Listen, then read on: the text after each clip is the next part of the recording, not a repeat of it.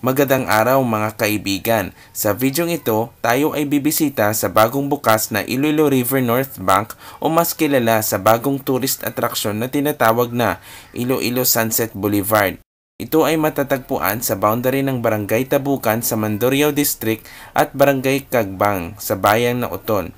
Ito ay may haba na mahigit 5 kilometro.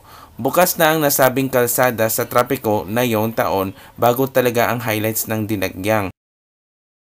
Napilitan akong makapunta sa nasabing bagong daan bilang bahagi ng vlog purpose. Ang nasabing daan ay shortcut papunta sa mga bayan ng Oton at Tigbawan kung galing ka ng Mandurriao na kung saan malapit lang talaga sa Iloilo Business Park. Ang daan ay nagsimula mula sa Iloilo Business Park sa distrito ng Mandurriao at nagtapos sa Barangay Cagbang sa bayan ng Oton.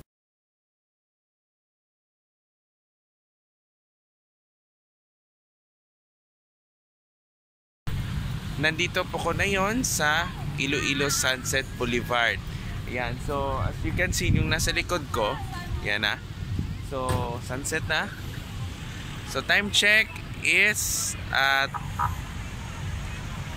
5:50. So, malapit na po mag alas 6 ng gabi. So, ito na pa lang yung sitwasyon sa nasabing area dito sa Sunset Boulevard. So, dami talaga sasakyan na nakapark. Ang daming talagang taong dumagsa dyan. So, simulan po natin yung paglalakbay. Ayan, ito yung nasa likod ko, yung mga mangroves. Yan.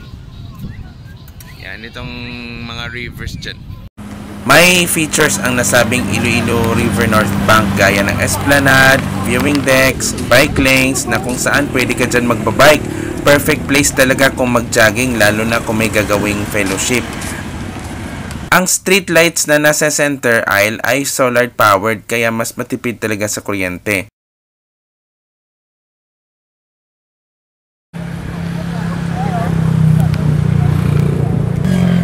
So sa gilid ng kalsada, meron silang nagbebenta ng street food gaya ng fishball, barbecue na pang-ulam. Perfect talaga yung nasabing area kung gusto mong peace of mind ang iyong hanapin.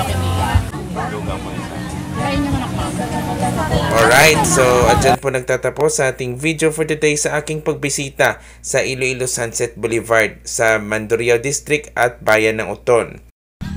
Yan, so that's all for today and nandito po ko ngayon sa Iloilo Sunset Boulevard. Thank you so much for watching and see you again for the next video. Goodbye everyone.